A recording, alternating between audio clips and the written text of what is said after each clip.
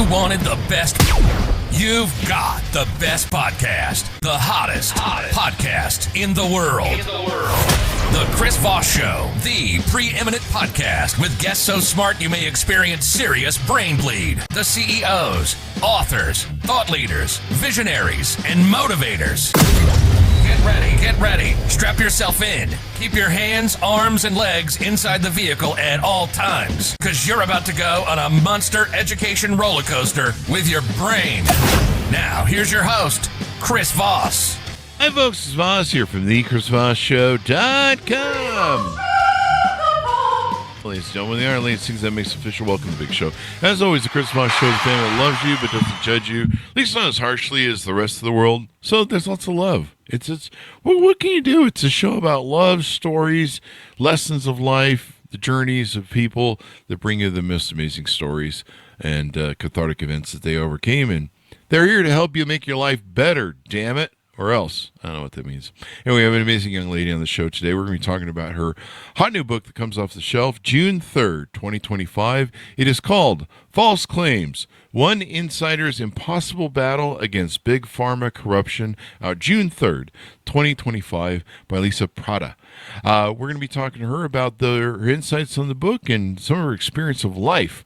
She was a top-selling pharmaceutical and biotech sales representative for 32 years, helping pave the way for women in the field, only to see the entire industry corrode with sexual harassment and fraud. Lisa was an honors graduate of Albright College before launching her career at pharma giants such as AstraZeneca, Serrano, and Questcor. I can't pronounce that last. Questcor Mallinckrodt. I knew that. It took me a while too. That's quite the.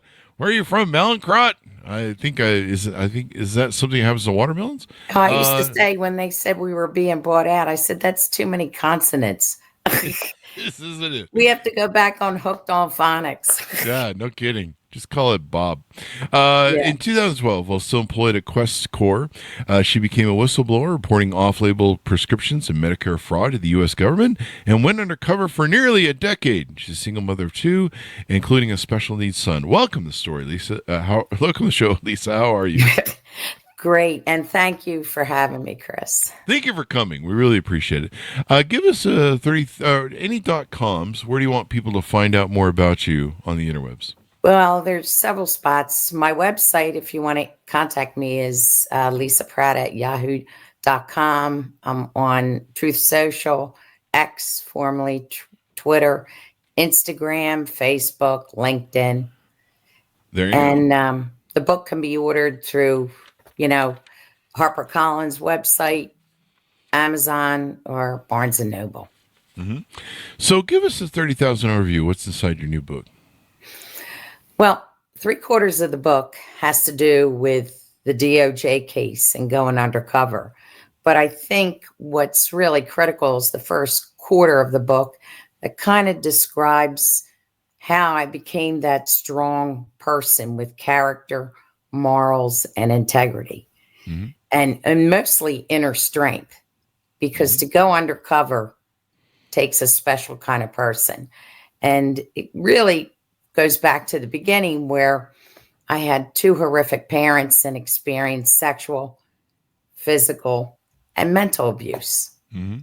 So in the 60s and 70s, there was nobody there to advocate for you. You were on your own. Mm-hmm. And it was a struggle to really survive. Mm-hmm. And fast forward, going into school, I kind of became an advocate for those that had no friends and those that were being bullied because I lived it at home. Mm-hmm. So the key to getting out of that environment was to go to college, because we were from a poor household. And I think after college, it was difficult because I had all these loans. But what really formulated my integrity and character was my Nona Rosidi, who had a farm. And I spent every summer working on her farm. Mm-hmm. And I think her personality and her teachings led me to living a moral, legal life in terms of doing what's right and doing things the right way. If it wasn't for her, I don't know where I would be. Oh, wow. And interesting. she was the first strong female and the only one that owned 3,000 acres in the state of New Jersey, starting in the 1930s. So she was an amazing role model. Wow. And she was the first one to say, you will be the first one to be arrested if you do anything wrong when you get out of college and when you go to school. And I never forgot that. She said, always, keep your nose clean, do things the right way. The one thing people who go through childhood trauma seem to do is they react poorly to being gaslit or manipulated, or they try, excuse me, I think they try and overcompensate for, or compensate for a right and wrong. And they try and establish boundaries of what is right and what is wrong. And it sounds like you were taught that, even though your childhood experience was traumatic. Well, yes. And back then there was no counseling. Yeah. No one listened to you. I was crying wolf in school. Mm-hmm. And my father, he was the head of the Knights of Columbus. Well, who's going to argue with that?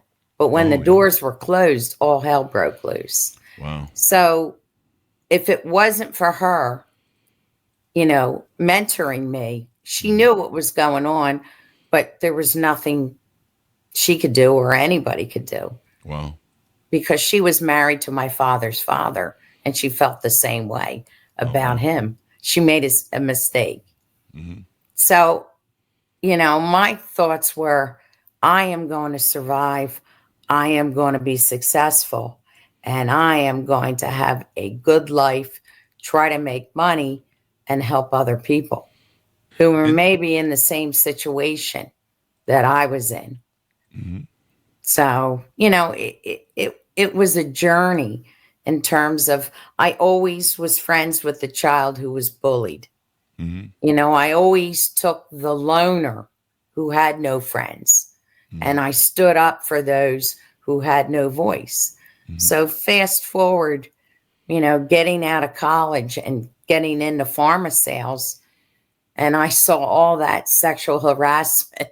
Mm-hmm. And I'm thinking, well, I have a lot of experience in terms of how to fight those situations. Mm-hmm. But what blew me away, because, I was like, oh, this is going to be like Leave It to Beaver, the white picket fence. Even though I was the first woman hired, everybody does things legal, ethically, moral. Mm-hmm. We're all professionals no matter what sex you were.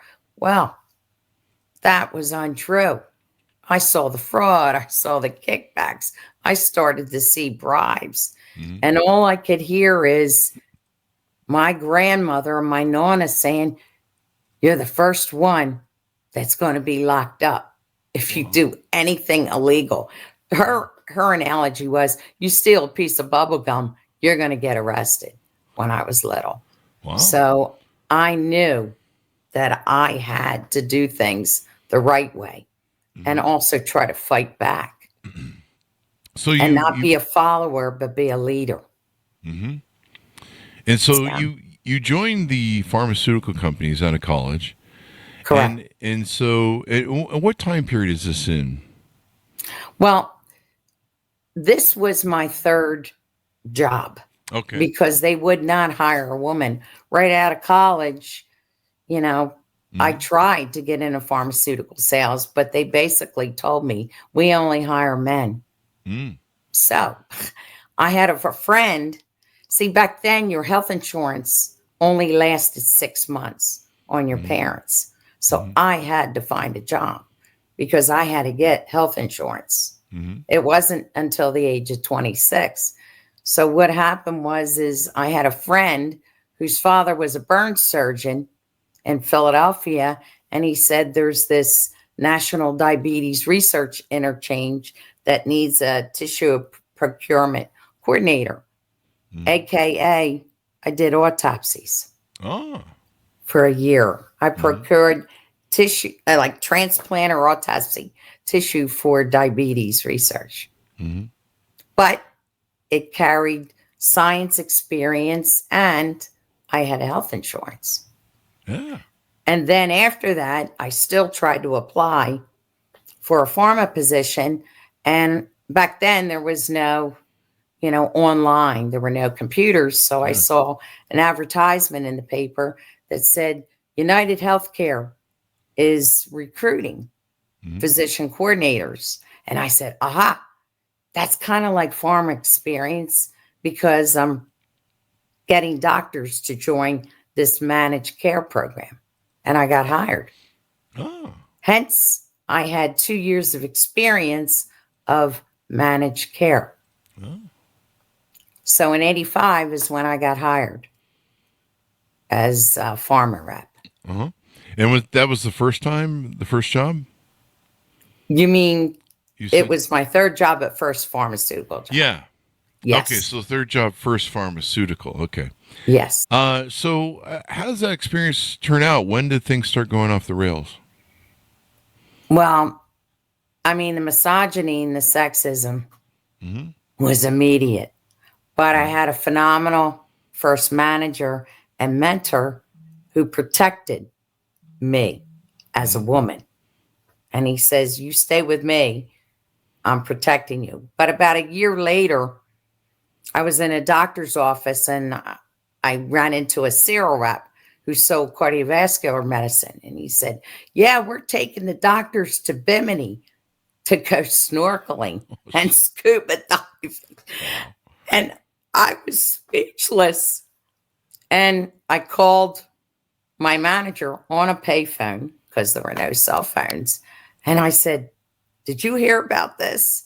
And that's how, the trips and all started with one company. So tell me what this is, the experience of you is in this. Is this the first time you hear about this and you start going, I don't know, my grandmother raised me, not to do anything illegal. This sounds kind of unethical and questionable. Well, my eyes were like saucers until my company, which was Carter Wallace, starting getting these ideas of Dr. Lunches, Dine and Dash, it just exploded. And my line was, I don't feel comfortable doing this. If I said I won't do it, it's considered insubordination. And HR, who is not your friend, would get rid of you. Yeah. So I, many times that line in my pharmaceutical career held. There were a few times where they let me go. Oh, really? Oh, yeah. Because to them, that was insubordination. Okay. And then when do you reach the point where you decide to turn state's evidence or technically federal evidence? Well, basically, a colleague of mine, his name is Pete in the book, he was fired and he called me and said, hey, you're still working for Quest Corps. I need you to come in because you could provide a lot more evidence working for the case. So, of course, I was divorced. I had a special needs son. I mean, I had a lot of debt from the divorce and I needed to work. So I never make a decision right away. So I said, give me a week maximum. I have to think about it. And that week I had a patient program, which is where Quest Corps and other companies have physicians or nurses talk to the patients about a drug. Usually it's off label and the patients go back to their doctor and demand the drug. And I had this patient program and it was for multiple sclerosis patients. I was going to the bathroom and this woman, her name is Melanie, was about 32 years old. She followed me and she had a cane. And before I got in the bathroom, she said, Lisa, is Acthar going to help me? And I also learned she was diagnosed with lymphoma. Oh, wow. She said, is this drug going to make me better? And as a sales rep, only the physician can answer that question. Yeah. So I told her, yeah, the corporate line, you have to ask, the doctor who's giving the talk or your family neurologist. I went in the bathroom. I lost it. I broke down. Wow. And it took me a while to get my act together to come back. And after that dinner, I called Pete and I said, I'm in. Who's going to fight for these patients? Because Questcor was dosing the drug at a suboptimal dose, and the patients who had an attack never got better. They were getting worse. They were getting worse. Yes. And did you ever brought that up to the management or said, hey, this doesn't seem to be working, or is it just obvious that they weren't going to care? They were all in on, I call it the Amway train. I noticed it training. I'm like, wait a second. The patients, when they have an attack, are treated with Acthar, and they have to be on it 3 or 4 weeks, not 5 days. Well, Medicare wasn't going to pay for it unless they compared it to a steroid, which was used for 3 to 4 days. So when I first heard that in training, I went, what did I do taking this job? Yeah. So I was friends with private investigators, cops, etc., lawyers. And they said, I discussed it with friends. They said, you have to sell by the package insert, which I always did. And I would say to my manager, my line, I don't feel comfortable selling off label. Oh, wow. I don't. And I told them I don't look good in orange if I go to jail. And the food's terrible. But this, I was in shock. Because this was the worst. These people, if with an MS patient, if you have an attack, the key is to treat that attack and get them back to baseline. Yeah. So they don't progress in their disease. With this drug, they felt better, but they never got back to baseline. And I would see these people come back to these patient programs. First, they were walking. Then they came in with a cane. Then they went to a wheelchair. So I knew they were progressing in their disease and had taken Acthar subtherapeutically. Wow. It was terrible. Yeah. And you have a special needs son. How does this shape? Tell us about that and how that shaped your perspective and what you decided to do ultimately. Well, at about 8 weeks, my son started having febrile seizures that were 30 minutes long. And some of them, they required helicopter visits to formerly AI DuPont is where we started. And back then, nobody really knew how to diagnose autism. He's 27 now. So I basically was the advocate in order to find a diagnosis, in order to find treatment, and also education. And it brought me to my knees. I mean, because there wasn't a diagnosis, but eventually we found Dr. Weller, who was at University of Pennsylvania, who finally, he's a fusion of diagnosis, not just autism. He's oppositional defiant. So that was hard. And he has explosive personality. So you really had to watch yourself at home because it could be dangerous. And with Dr. Weller was the path to getting him a diagnosis and under control. But that, advocating him to go to a special school could take its toll, but I had to. He was my son. So when the opportunity came to be a whistleblower, I've been there for ultimate stress. I knew being a whistleblower, this isn't over in 6 months. Having been abused, having advocated for those that don't have a voice, and the piece de resistance is my son, I was ready. Yeah. I was more than ready, because these MS patients I equated to my son. They had no voice. He was getting better. They were getting worse. So when Pete, my colleague who got fired, asked me, it was an easy choice. It was a gift to be able to do this. Definitely. I can see how that would influence you as the mother of a son, and having to advocate and, see what their struggle was. And yeah. So did you struggle with it? Because I'm interested in the human element of this. Did you struggle with, going on the witness program with the feds? I don't know if you were officially on the witness program or what your status was, but doing that, turning state's evidence or federal evidence, that's a big decision, right? How did you approach that?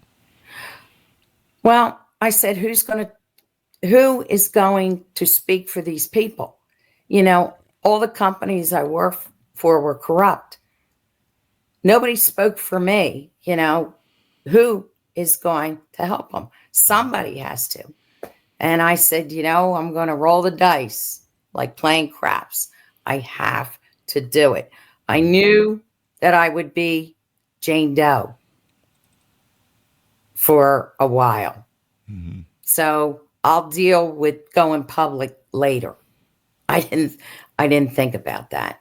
I just had to disassociate my emotions and think of it as a third job. Wow. And I just said, I'm going to be relentless and bring Quest Corps down. I want them to their knees for what they've done. Good. You do stuff illegal, you got that coming.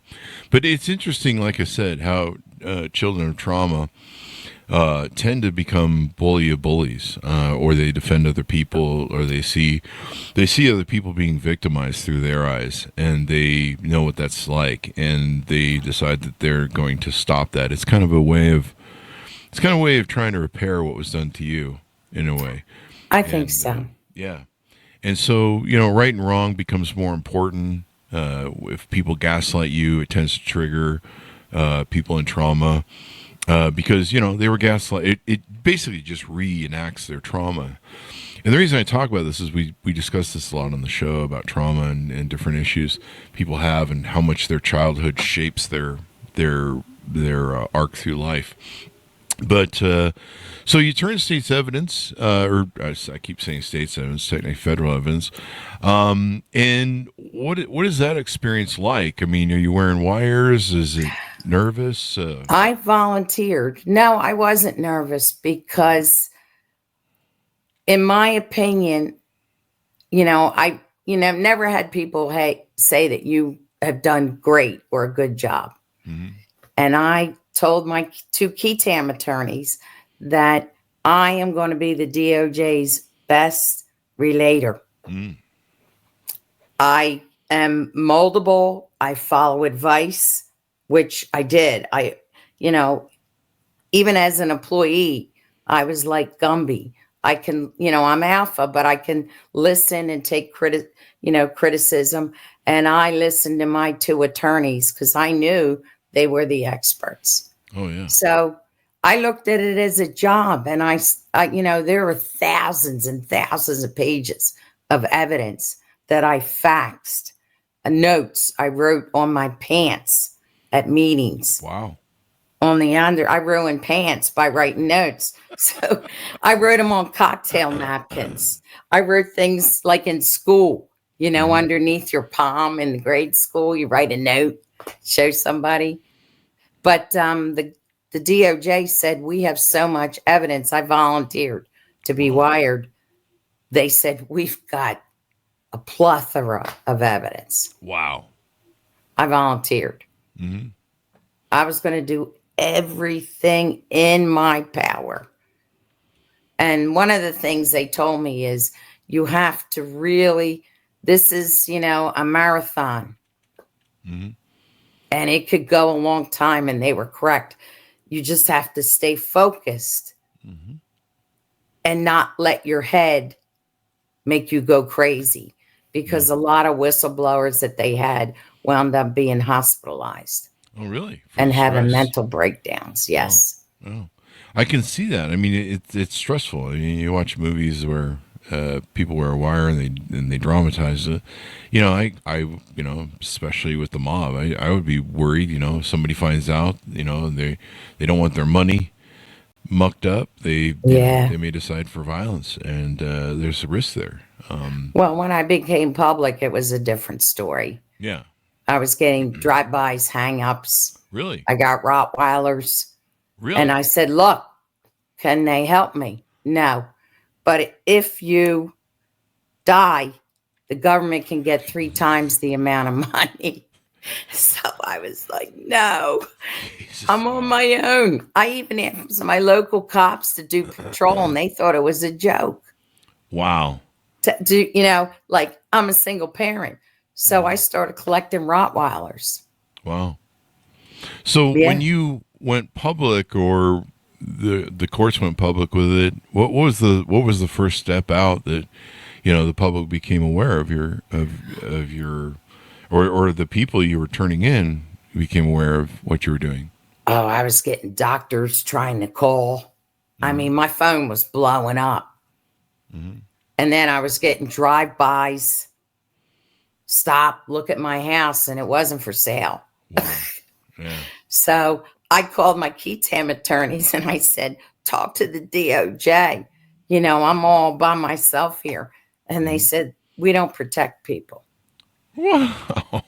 And I'm like, a witness? No. Wow. But if you die, we'll get 3 times the amount. We actually want you to die so it will help our case. Wow. So, I said, well, being a child, that abused child and all, I'm on my own. Yeah. You're kind of used to defending yourself. Yeah. Yeah. So I got Rottweilers. That'll do it. And so you go through that experience. How long did you have to have that sort of terrifying experience of people harassing you or trying to intimidate you? It lasted a couple years. Really? Years? Yes. It lasted a couple years, and it stopped. But when this book comes out, it's going to start up again, because the book discusses healthcare and general, not just Questcor, but companies in general, and doctors. Wow. So, but you know what? I'll deal with it when it happens. I can't think about it. Well, it's a whole lot harder to probably stop you at this point, because now it's a book. What happened with the case? Tell us about the case. What happened with the case on this? Well, what happened is in 2019, when I became public, the Mallinckrodt had bought Questcor. They only settled 10% of the case. And I said to my key tam attorney, something stinks, because of all the cases that I've read that were taken by a civil division, there's 100% settlement. So this is a civil case, not criminal? Yes, they were going to go criminal, but I've discovered basically with the Department of Justice, it was just too much, time and money in order to do a criminal case and go to trial. Put your life on the line for this. Well, what can you do? Yeah, I guess. But they decided to go civil, and what they did is I provided so much evidence, they take the low-hanging fruit in order to prosecute. The easiest infractions are bribes. So that's what they did, but Mallinckrodt only settled 10% of the case. So the thing is we're going to prepare for trial. So I was practicing depositions. I had to meet with the DOJ, and the head from Augie Ripa came from Washington to grill me for about 6 hours to see how I would do as a witness, federal witness on the stand. So Wow. That's cool. Yeah, that was interesting. And so then you finally got to meet on the witness stand and turn in these folks and stuff. What was that Yeah. experience like? Well, we didn't go to trial. Oh, We almost were, but then all of a sudden, Mallinckrodt hit the news and they were involved in the opioid crisis, the other division. And I told my attorneys they're going to claim bankruptcy. And they are sweet talking the government. This was my opinion. And we're not going to go to trial. They're just going to be like that bad boyfriend who doesn't want to keep going on dates and, we'll go next week. And that's what they were doing. And 14 months later, Mallinckrodt went bankrupt. Wow. So they just bankrupt their way out of the civil case? Yes, everything. Wow. But the opioids did them in. Yeah. And that's why they only settled 10% of the case, because they knew that they were going to get sued due to they were the third worst opioid offender on the opioid end. Mm-hmm. So wow. This is crazy. I told them, huh? Yeah, it's crazy. A lot of stuff that comes out there. But you know what? Justice was served in a way. It brought them down to their knees. Yeah. They've recovered. Acthar is now $45,000 a vial. Wow. So, yeah. $45,000 a vial. Holy crap. Yeah. That is crazy. And a patient needs 5. Oh, no. That is just insane. Just totally insane. And it was made from a pig pituitary from a slaughterhouse. Oh, really? Yes. That's crazy. So that's one thing we learned in training. I said, so pretty much they got it for free. Wow. That is crazy. So one of the things you talk about in your book is you need to advocate for themselves. What are some different ways that you advise people to advocate for themselves in medicine and in the health business? Well, there is one website that, basically in 2010, there was this law. It was a physician transparency law where doctors had to, it's for the Medicare, disclose if they got any money for talks, if they were involved in studies, or if they got lunches. And of course it wasn't publicized, but the website people can go on before they go see a doctor is openpaymentsdata.cms.com and type in your doctor and you can see if they're on the take. Wow. You had yourself a thing. Now that's open payments data. Yeah. Okay. DATA .cms, which is Medicare, .gov, G-O-V. Wow. Type in your doctor, and I would suggest doing it before you see your doctor. My theory is a patient should know the answers before they ask those questions to see if their physician is on the take or lying. I also suggest that they go to legal websites like Law 360 or Justica to see if they've been named in a lawsuit.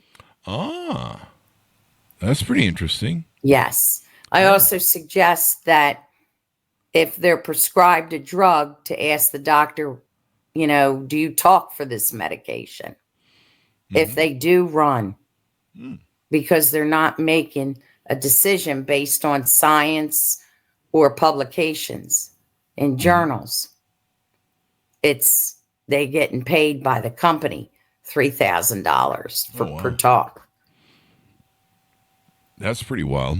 That's pretty wild. And so you can check these things and advocate for yourself. Yes. You can also check the company.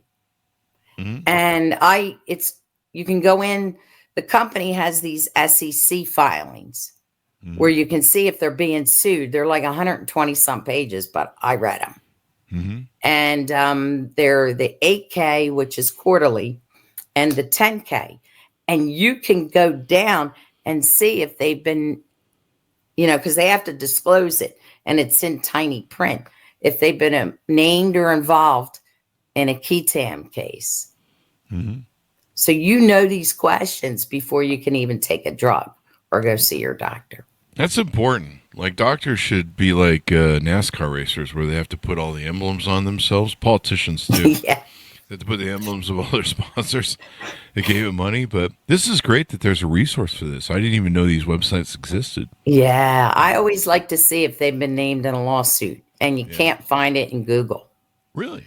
And there's another website, legal website that's free. It's called Kroll with a K, KROLL.com. Mm-hmm. I've seen some specialists that I've had to see light up. Wow. So I canceled the appointment. Like when I had cancer. Mm-hmm. A couple of them didn't have my best interest because they were Bought and named sold in a it. lawsuit. Oh, they were named in a lawsuit. Oh. Or malpractice. That's really powerful to know this data. One thing, my mom raised 2 handicapped daughters, and she finds that she gets more advocacy and help from the prescription the prescription doctors than she does the real doctors. She trusts her pharmacist more. I don't know what your thoughts are on that. I don't trust the pharmacist, and it has to do. You don't trust anybody. No, I don't. Really so. I have a whole theory about generic drugs, and it's not good. Because, this was a Band-Aid for the government. Oh, we're going to have generic drugs. And the key of the pharmacy is to slam your drug to a generic. Well, a generic drug is not 100% the same thing. It's 80% or 125% plus or minus. Mm-hmm. So that could be dyes, fillers. Wow. It has to be almost there. Mm-hmm. So the key of the pharmacist is to give you the generic drug because they're getting benefits from corporate. They have to show they dispense so many generic drugs versus brand. Everybody's on the take together. Wow. So the only generic drugs I would take would be like a generic antihistamine. Mm-hmm. I would not ever take any generic drug if you had like cancer, cardiovascular issues, diabetes. Wow. Never. So do you think there's more markups in the genetics and there's more availability for patients? Oh, the markup of a generic drug is like 3,000%. Profit margin is extensive. Wow. See, and I used to do contracting too and work with wholesalers in the 80s and 90s. That's wild. So, and we used to call on pharmacies at the time. So I knew what the markup was. Yeah. A few years ago, we had Catherine Ebon on the show. I don't know if you've heard of her. She wrote a book called Bottle of Lies, The Inside Story of the Generic Drug Boom.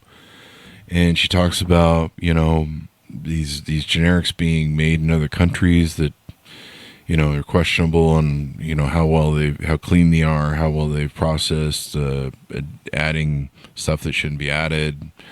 It was kind of interesting discussion in her book. The FDA allows this. Wow. This was the FDA law, plus or minus like 25%. So it goes 80 to 125. Mm-hmm. Well, I don't want to take and roll the dice if I have heart issues. Mm-hmm. If it doesn't work, I could wind up like, say, I had AFib in the ER. Mm-hmm. There's no way. There is a way, too, even though things are expensive, that you can get a brand name. Mm-hmm. And I demand a prior authorization. Mm-hmm. I demand they do it on the phone. Not demand, but I ask nicely. Okay. I say, because the doctor won't do it. They allow substitution. Whoa. You have to have them write brand name necessary. And usually, like I have Cigna now, they're bad. I get every prior auth approved because I have the doctor either call in or write it. Oh, wow. Yes.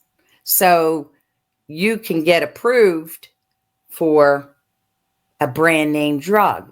It's just the doctors don't want to do the work. So you ask them nicely, I want a prior authorization. Insurance companies hate that word. Oh. But you can get the brand name, I would say 85% of the time. And also, you can get copay assistance from the company that makes the brand name.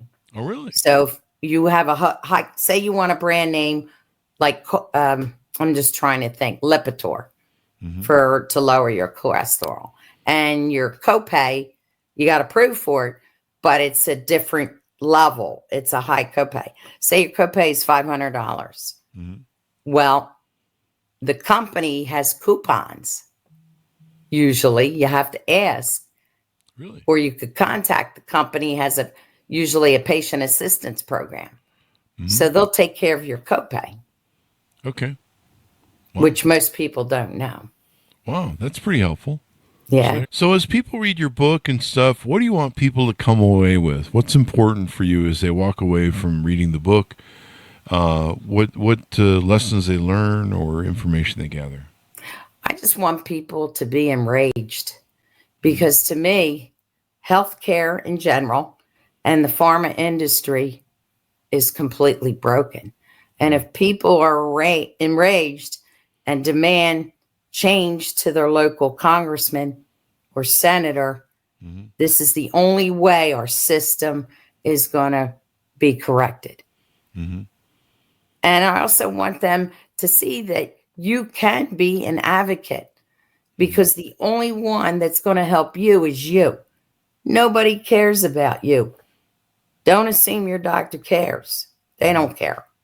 Managed care has destroyed this in physicians. Wow. So all those little tips and homework have to demand what you want and take notes. And if you don't like it, find another doctor. So be your own advocate. Don't assume they're God and put them on a pedestal. Hey, it's interesting that we kind of assume that these folks have our best interests at heart, but like you say, they're highly compromised. And I think people are kind of discovering that. We want to believe that someone who's a caretaker who follows ethical rules or supposed to be ethical rules about living and dying, would be a purveyor of high ethics and standards. But money's money, and I think too the ethics part and the corruption. But I think with the rise of managed care, it cut most of their salaries in half. Oh, wow. And more because you're limited what they get for a Medicare patient or a commercial patient. That's it. So that means what they were used to 12 years ago has been cut in half.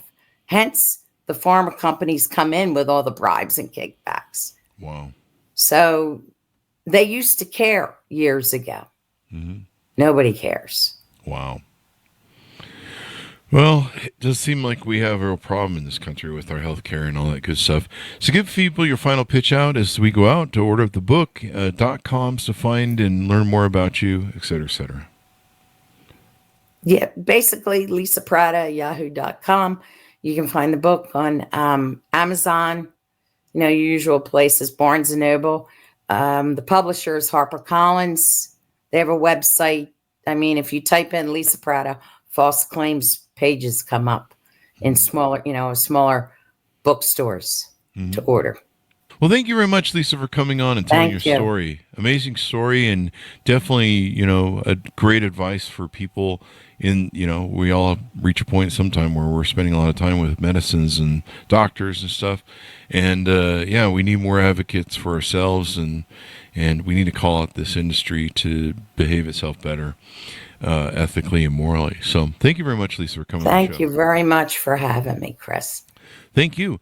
And thanks to our audience for tuning in. Order the book wherever fine books are sold. False Claims, One Insider's Impossible Battle Against Big Pharma Corruption. Thanks so much for tuning in. Go to goodreads.com/Chris Voss, linkedin.com/Chris Voss, Chris Voss 1 on the TikTokity, and all those crazy places on the internet. Be good to each other. Stay safe. We'll see you next time. Thank and that you. shows us out.